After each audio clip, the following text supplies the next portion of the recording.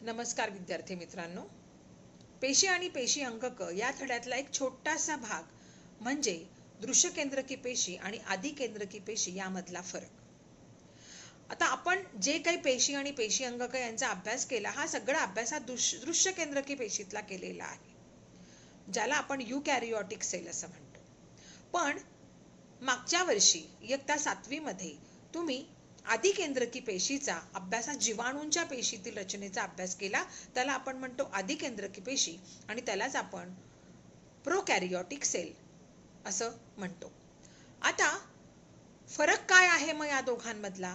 तर सगळ्यात महत्त्वाचा फरक, दृश्य केंद्रकी पेशी ही आकाराने 5 ते 10 मायक्रोमीटर इतकी असते, तीच आधी केंद्रकी पेशी ही 1 ते 10 मायक्रोमीटर असते.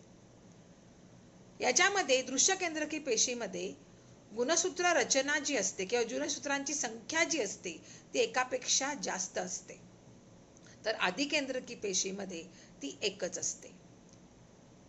केंद्रक जे आहे दृश्य केंद्रकी पेशीतलं ते खूप वेल डेव्हलप असतं, म्हणजे त्या केंद्रकामध्ये केंद्रक पटल असतं, केंद्रकी असतात, केंद्रक द्रव्य असतं आणि त्यामुळे केंद्रक हे सुस्पष्ट दिसतं.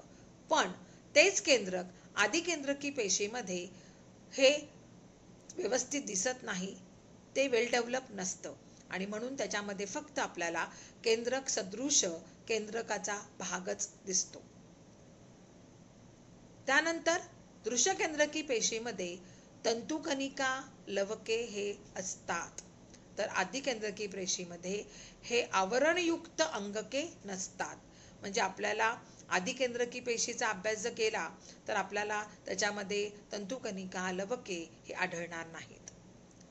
आणि याचं उदाहरण आहे सगळ्यात महत्त्वाचं दृश्य केंद्रकी पेशी, म्हणजे त्याच्यामध्ये आपल्याला एकपेशी आणि बहुपेशीय वनस्पती आणि प्राणींमध्ये ज्या पेशी आढळतात त्या सगळ्या ह्या दृश्य केंद्रकी पेशी आहेत, म्हणजे युकॅरियोटिक सेल आहे मित्रांनो. पण आपल्या जीवाणूंमध्ये जे आपल्याला आढळते ती जी वेल डेव्हलप नसते, त्याच्यामध्ये केंद्रक वेल डेव्हलप नसतं, कुठलंही अंगक हे त्याच्यामध्ये दिसत नाही, ते असतं आधी केंद्रकी पेशी, ज्याला आपण म्हणतो प्रोकॅरियोटिक सेल.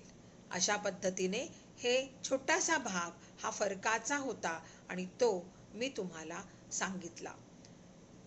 यानंतर आपला हा जो धडा आहे हा धडा पूर्ण करण्याचा मी प्रयत्न केलेला आहे. धन्यवाद.